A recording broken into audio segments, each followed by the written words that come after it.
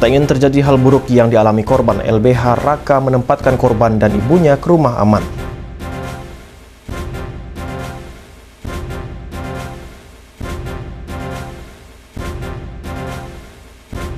Prosesi mendirikan telur menjadi bagian utama dalam memperingati kulminasi matahari di kota Pontianak.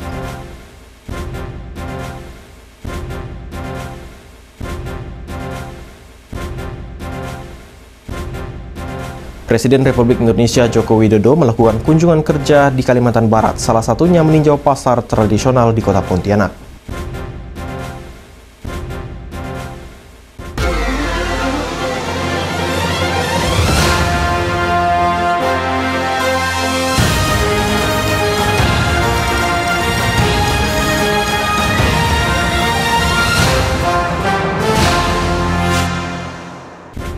Halo pemirsa, apa kabar? Lembaga Bantuan Hukum Raka menjamin keselamatan korban dan ibunya selama bergulirnya kasus pencabulan yang melibatkan oknum anggota DPRD Singkawang. Presiden Republik Indonesia Joko Widodo melakukan kunjungan kerja di Kalimantan Barat. Bersama saya Ardi Sujanto, Nilas Putra News Kalimantan Barat.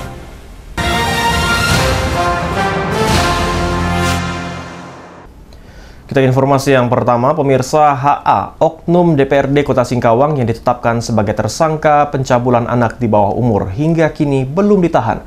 Tidak ingin terjadi hal buruk yang dialami korban, LBH Raka menempatkan korban dan ibunya ke rumah aman yang mereka kelola. Lembaga Bantuan Hukum Raka menjamin keselamatan korban dan ibunya selama bergulirnya kasus pencabulan yang melibatkan oknum anggota DPRD Singkawang berinisial HA. Keselamatan korban dan ibu korban menjadi prioritas LBH Raka. Terlebih HA masih belum diamankan oleh pihak kepolisian. Ketua LBH Raka, Robi, menyebutkan korban dan ibunya ditempatkan di rumah aman mereka di salah satu tempat di kota Singkawang. Nah, untuk saat ini kita amankan di rumah aman kita, di satu tempat di Singkawang gitu ya, itu di bawah pengawasan kita, kuasa hukum korban. Nah, ini kita lakukan karena sebelumnya ibu korban dan keluarga dan korban dan ibunya itu waktu itu di Pontianak, itu ngekos di Pontianak, karena untuk kepentingan penyidikan agar supaya aksesnya lebih cepat. Nah, itu kita amankan di tempat kita. Selain itu, Robi juga mengaku kecewa dengan belum diamankannya HA. Padahal HA yang sudah ditetapkan tersangka menghadiri dan ikut dalam proses pelantikan di kantor Wali Kota Singkawang. Ditambah lagi HA sempat beralasan sakit yang disertai surat keterangan dokter. Namun nyatanya HA terlihat sehat saat mengikuti pelantikan. Dari Singkawang, Kalimantan Barat, Rizky Kurnia, iNews melaporkan. Pemirsa, progres pembangunan jembatan Sungai Sambas Besar hingga saat ini sudah mencapai 91%. Dijadwalkan sebelum tanggal 25 Desember 2024, semua pekerjaan sudah selesai. Pembangunan jembatan Sungai Sambas Besar merupakan harapan bersama, khususnya masyarakat Kecamatan Tekarang, Kecamatan Jawai, Kecamatan Jawai Selatan, dan Kecamatan Teluk Kramat. Dan hingga saat ini, progres pembangunan jembatan sudah mencapai 91%. Untuk mengetahui proses pembangunan jembatan, Ketua Komisi 4 DPRD Provinsi Kalimantan Barat, Subhanur, meninjau langsung pembangunan jembatan. Sebab peninjauan ini merupakan tugas Komisi 4 DPRD Kalimantan Barat. Sebagai fungsi kontrol dan juga sebagai mediator karena banyak dinamika dari pelaksanaan di lapangan.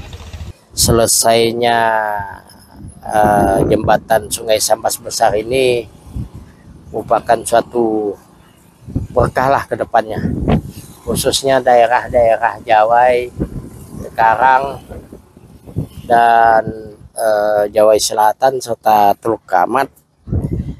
Memang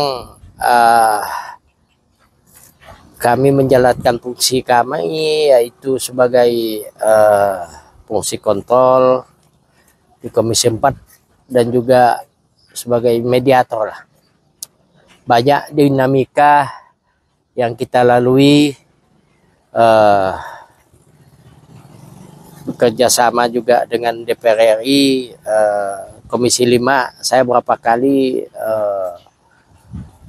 memonitoring progres pengerjaan jembatan ini. dari awal masalah saling tarik menarik lokasi, tapi alhamdulillah bisa kita lalui. Kemudian ada masalah keselamatan navigasi yang ini sebagai suatu rekomendasi apabila ini tidak dimunculkan atau dibuat surat rekomendasi dari perhubungan, maka pengerjaan jembatan ini tidak bisa dilaksanakan. Tapi ya alhamdulillah bisa kita selesaikan berkat komunikasi dan kerjasama yang baik, dan kita di sini sebagai anggota legislatif memediasi lah masalah kendala-kendala komunikasi ini. Sementara Widodo Karisma, petugas dari Balai Pelaksana Jalan Nasional atau BPJN Kalimantan Barat mengatakan, tahapan pembangunan jembatan ini sudah mencapai 91%, tinggal tahap penyempurnaan. 91% Pak, seperti yang bisa dilihat, pemasangan tension rod, tinggal yang dibentang tengahnya saja, ya mungkin itu aja Pak. Untuk targetnya Pak? Target kami kalau misalkan selesai semua itu mungkin sampai Desember ya Pak ya, secara keseluruhan. Tapi mungkin kalau struktural ini kita masih percepatan Pak. Kalau memang bisa, yang penting nomor satu kita tetap jaga keselamatan ya Pak ya. Yang nomor satu itu, kemudian lihat sikon juga gitu aja Pak. Kalau memang bisa kita lakukan percepatan, kita lakukan. Untuk progres pengerjaannya Pak, gimana Pak sampai saat ini Pak? Itu Pak yang tadi saya sebutkan sudah 91%. Tahapannya maksudnya sudah dikerjakan bagian mana gitu Pak? Oh ya, yang saat ini kita kerjakan yang lagi dikebut udah tinggal di sini aja sih Pak. Yang dibentang tengahnya saja untuk yang struktural. Berapa persen Pak tadi Pak? 91 Pak. 91%. Iya. Pengerjaan pembangunan jembatan ini ditargetkan selesai 25 Desember 2024 dan diharapkan tidak ada gangguan, sehingga pembangunan jembatan Sungai Sambas Besar ini bisa berjalan dengan lancar. Dari Sambas, Kalimantan Barat, Uun Junior, iNews melaporkan. Pemirsa, peringatan puncak kulminasi matahari yang terjadi pada tanggal 21 hingga 23 September kemarin dengan melaksanakan berbagai kegiatan budaya hingga kuliner, uniknya prosesi mendirikan telur menjadi bagian utama dalam peringatan kulminasi matahari di Kota Pontianak. Momen kulminasi yang terjadi 2 kali dalam setahun di Kota Pontianak senantiasa dirayakan dengan rangkaian acara istimewa oleh pemerintah kota. Tidak terkecuali pada puncak peringatan titik kulminasi yang digelar di Tugu Katulistiwa. Peringatan kulminasi ini juga menjadi bagian dari agenda wisata Kota Pontianak. PJ Wali Kota Pontianak mengatakan perlunya kolaborasi dengan banyak sektor untuk menambah semarak kegiatan peringatan kulminasi. Selain itu, pihaknya berencana untuk meningkatkan kualitas infrastruktur kawasan Tugu Katulistiwa agar lebih memikat wisatawan. Yang pertama, kita bersyukur kepada Allah Subhanahu Wa Taala yang sudah memberikan Pontianak suatu kelebihan ya, ada kulminasi satu-satunya di Indonesia. Yang kedua, tentu momentum ini kita jadikan suatu peluang wisata di Kota Pontianak. Mudah-mudahan ini memberikan berkah berupa peningkatan perekonomian di Kota Pontianak. Kita selalu berusaha untuk mengusulkan ke pemerintah pusat supaya ini diakui sebagai agenda nasional, sehingga dengan demikian nanti lebih banyak lagi orang berkunjung ke Kota Pontianak ini. Kalau seremoni berangkat setelah acara kan selesai barang itu, mestinya barang ini juga menjadi momentum bagi masyarakat untuk terus berinovasi, mengembangkan karya-karya, misalnya seni, kemudian bikin baju kaos, katakan macam kalau kita lihat tadi kan baju kaos bagus sekali itu dengan logo 253 itu. Sehingga demikian inovasi berkembang, masyarakat juga dapat penghasilannya. Ani menambahkan saat ini sudah ada beberapa bagian kawasan Tugu Katulistiwa yang selesai direhab. Kedepan tentu akan menjadi magnet bagi wisatawan. Rencananya akan dibangun juga planetarium, penghijauan serta penataan pedagang di kawasan Tugu Katulistiwa. Selain itu, puncak titik kulminasi ini pernah terpilih sebagai Karisma Event Nusantara oleh Kementerian Pariwisata dan Ekonomi Kreatif. Dari Pontianak, Barlian Pasore, iNews melaporkan. garis meliuk tanpa. Pemirsa, untuk mencari alternatif solusi terhadap permasalahan siaran di perbatasan Kalimantan Barat, Komisi Penyiaran Indonesia Daerah Kalimantan Barat menggelar fokus group discussion bersama lembaga penyiaran dan stakeholder terkait. Dengan tema penyiaran perbatasan, peluang dan tantangan penyiaran perbatasan, KPID Kalimantan Barat melihat bahwa wilayah Kalimantan Barat terdapat daerah perbatasan yang punya potensi, sekaligus hambatan tersendiri, karena masih banyaknya daerah blank spot, walaupun sudah diterapkan ASO, yang artinya sudah beralih ke siaran digital. Ketua KPID Kalimantan Barat mengatakan tujuan kegiatan ini mengumpulkan stakeholder terkait yang memiliki kapasitas tentang perbatasan dan membicarakan masalah potensi perbatasan. Follow up bisa berupa sinergitas atau kolaborasi yang melibatkan masyarakat perbatasan, sekaligus membentuk beranda depan wajah Indonesia. Saat ini Kalimantan Barat akan menyambut Pilkada serentak 2024. Tentu saja akses informasi berkaitan dengan Pilkada sangat dibutuhkan oleh masyarakat di perbatasan. Selain itu, KPID Kalimantan Barat juga telah mensosialisasikan rambu-rambu yang tak boleh dilanggar oleh media massa. Mudah-mudahan nanti ke depannya berbagai aksi. Apa menjadi kewenangan KPI dalam gugus tugas itu? KPI sebagai support system untuk sebagai regulasi media elektronik yang mengawasi program siaran terkait dengan sekarang kita menuju pilkada. Termasuk iklan yang ada di dalam pilkada itu kita awasi dan ada ketentuannya. Makanya beberapa waktu lalu dari KPI melakukan BIMTEK, bimbingan teknis bagaimana untuk melakukan membuat konten penyiaran yang sehat, bagaimana lembaga penyiaran pertama independen, kedua tidak memihak, yang ketiga ini penting, memberikan porsi yang seimbang alias proporsional. Artinya kalau si paslon, kita berbicara pilkada ya, kalau paslon si A diberikan waktu di prime time dengan waktu X, maka paslon B juga harus diberikan kesempatan di prime time dengan X. Nah, mengenai kuantiti dan durasinya itu diatur melalui peraturan ada di PKPI, sudah kami sebarkan ke teman-teman LP. Kita tahu bahwa kalau di televisi itu 30 detik, kalau di radio 60 detik, maksimal 10 spot dalam satu hari. Nah, itu Fenomena asymmetric information tadi seperti kita sudah diskusikan, itu kan lebih banyak yang kita diskusikan tantangannya, kendalanya, masalahnya. Nah, bagaimana asymmetric information ketika tidak terjadi keseimbangan sarana dan prasarana informasi di kawasan perbatasan itu justru menjadi peluang. Nah, ini yang kita bagaimana menggunakan pendekatan analisis sosial, masalah menjadi solusi.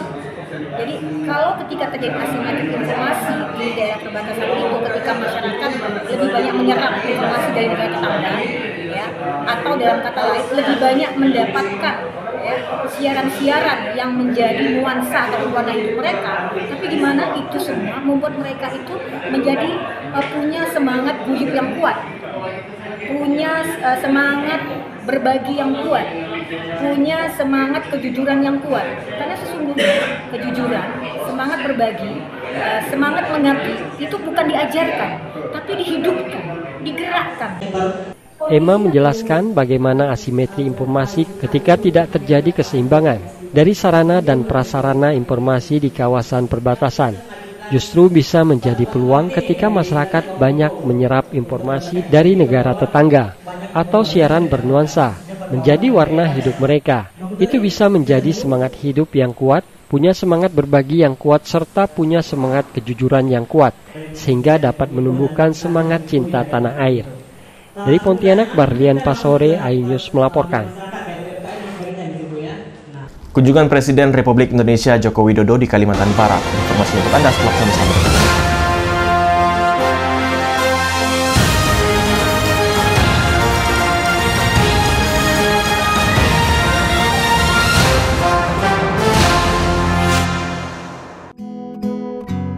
Terkadang hidup terasa berat, tak mengerti akan hidup ini. Namun di balik semua cobaan, Tuhan masih pedulikanmu. Kuatlah hatimu hadapi masalah, tegarkan langkahmu hadapi semua. Terkadang hidup terasa berat, tak mengerti akan hidup ini. Namun di balik semua cobaan, Tuhan masih pedulikanmu. Kuatlah hatimu hadapi masalah, tegarkan langkahmu hadapi semua.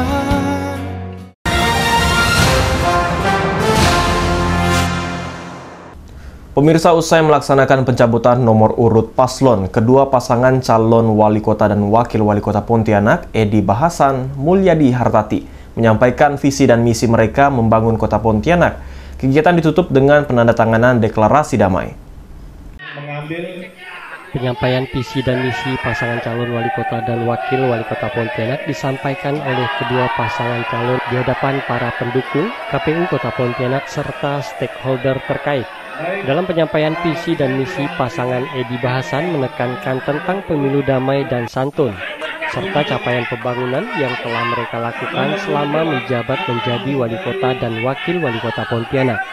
Pasangan Mulyadi Hartati sendiri menyampaikan visi dan misi mereka, yakni membangun kebersamaan multi etnis dalam membangun kota Pontianak. Selain itu, masih banyak pekerjaan rumah yang perlu diselesaikan dalam membangun kota Pontianak. Yang saya hormati Ketua Tim Sukses Relawan pasangan Edi Bahasan, Wali Kota. saya hormati Ketua dan saya hormati Wakil pasangan calon Bapak Mulyadi dan Bu Hartijah, seluruh ketua pendukung dan relawan tim sukses relawan, Bapak hadirin hadirat dan bahagia. Tadi juga saya lihat dari perangkat pemerintah Kota Pontianak. Pertama-tama puji syukur, alhamdulillah kita panjatkan kepada Allah Subhanahu wa taala karena pada kesempatan siang hari ini kita baru saja sukses untuk pelaksanaan tahapan pencabutan nomor urut paslon. Terima kasih kepada KPU. Tetap kepada para pendukung dan semua masyarakat Kota Pontianak sampaikan bahwa kita tetap berpolitik santun, berpolitik dengan etika, berpolitik dengan akhlakul karimah. Bapak Ibu yang saya hormati, kami berharap banyak bahwa kita semuanya berada dalam lindungan Allah SWT. Kita dalam keadaan sehat walafiat, sehingga kita bisa berpikir cerdas dan cemerlang dalam rangka mengisi dan membangun kota Pontianak. Membangun kota Pontianak tidak perlu dengan janji-janji, tapi membangun kota Pontianak dengan bukti-bukti nyata. Kita bisa lihat selama ini apa yang terjadi. Ini yang perlu mendapatkan perhatian kita semuanya.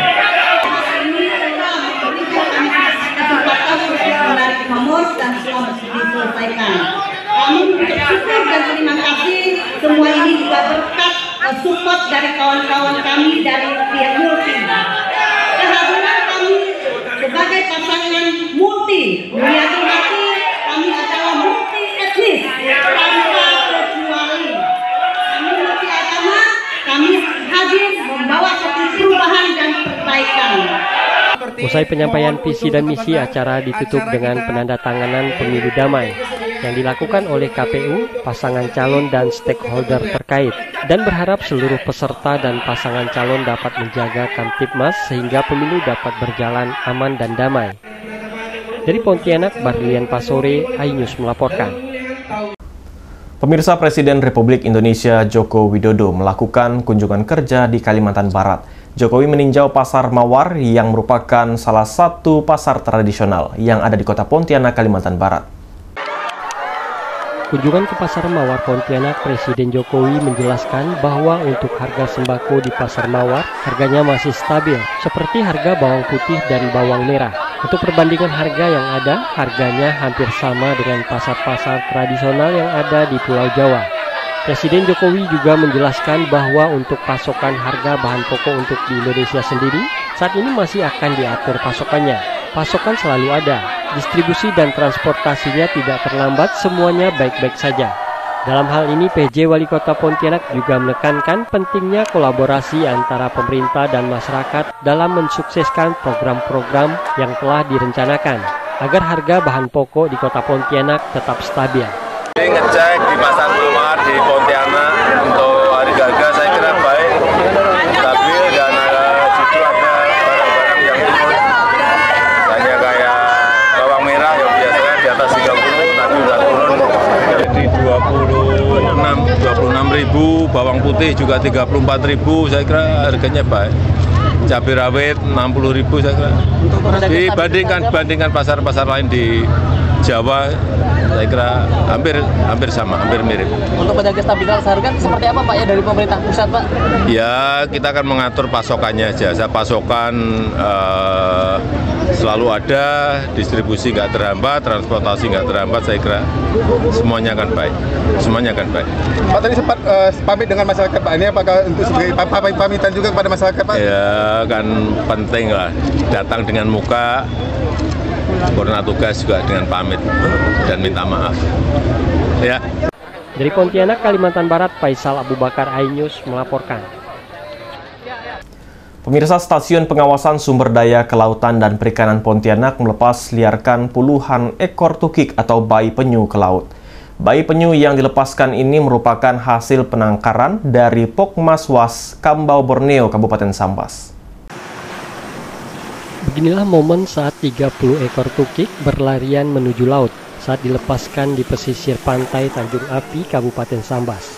Tukik atau bayi penyu yang dilepaskan ini merupakan jenis penyu hijau dan penyu sisik. Hasil penangkaran dari Pokmaswas Kambau Borneo dengan teknik semi alam.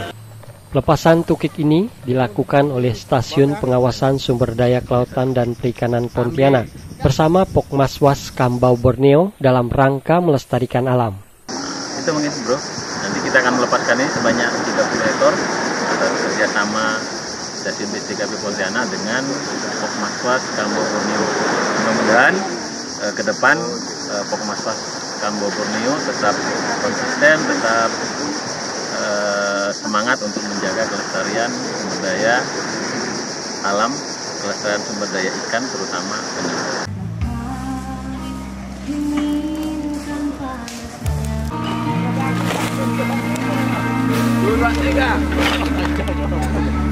Selain melepaskan tukik ke alam bebas, jajaran dari stasiun PSDKP juga membersihkan sampah di sekitar pantai Tanjung Api. Dari Sambas, Kalimantan Barat, Rizky Kurnia, iNews melaporkan.